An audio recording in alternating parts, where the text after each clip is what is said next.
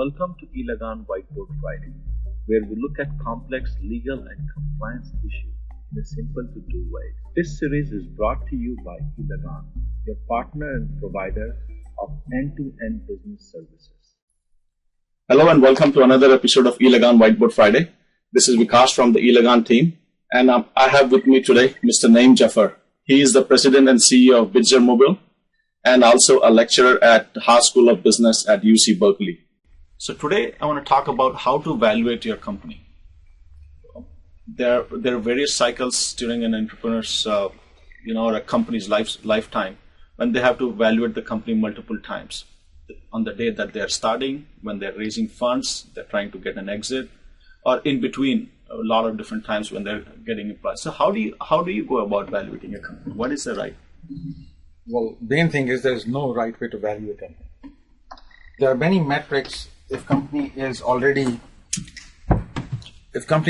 existing with a cash flow, then there's a metric. For example, if you look at cash flow, you see anywhere from 10 to 20 times earnings.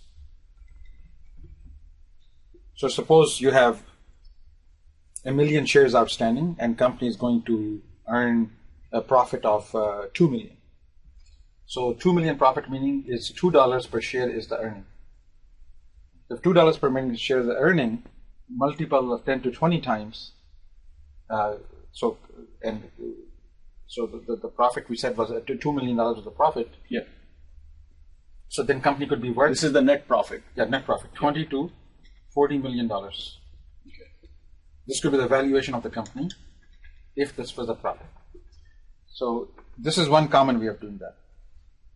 The other thing is 3 to 5 times revenue. So company who did 2 million of profit, they did 10 million in sales. So company could be 3 to 5 times, 2 to 5 maybe even say. Yeah. 20 million to 50 million could be the valuation.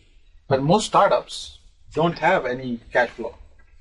Yes, so how do you, there are either no revenue or maybe less revenue. Yeah. Yes. So how do you measure that? Yeah. An answer is there is no formula.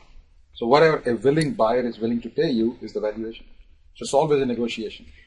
So investor, like a Series A investor, will be saying, they'll come up with some metric, some way to justify a valuation. We already know the answer. Answer is that typically they want to be between 40% of the ownership of the company to 60%. Okay. No matter how much money you're raising. So you're raising $3 million, they'll come up with a valuation approximately of the company of also $3 million. So which means when they put $3 million, they'll own 50%. So the ratio, if you're already famous entrepreneur, you're closer to this end of the range. If you're totally clueless, you're totally closer to this end of the range. Somewhere in between will be, like my current company, Bitzer Mobile, is they took like 48%. So how much money did you guys raise? 4.75 million. Okay. So this is a way for them to be able to estimate. So now is it fair to say that you should always raise as much money as you can, because if you're gonna give out that much percent? So some logic will say that, but this again is within reason. It's not how much you can raise. They will look in your pants more than you want them to. They will look at your financial analysis and may reject it if it's not reasonable. So now, So it's not about how much you want to raise, how much your spreadsheet tells you how much you need. Now, so in that case, if we have like a model which says that I'm going to make $20 million a year in profit in year 5, has no impact in the valuation of the company, versus another company says I'm going to make $1 million in 5 years. Because VCs know that neither you or their company knows. It's just speculation. So they have their own formula and metric to figure things out. The fact is there's no one formula. They come arrive at this thing with some complex calculation, how much their time and money is worth. So they will compute if this company they put in, let's say $5 million. Yes. How can they make 50 million? How much the company has to sell for their percent to be worth 50 million? Now, is it worth their time? So basically, you can evaluate a company, most of the companies, in a decent amount in 5 to 10 minutes for a VC. You could, and then you spend the rest of the time just coming out with fixing a formula which fits and gives you that answer. Okay. Well, it's interesting to know. Thank you.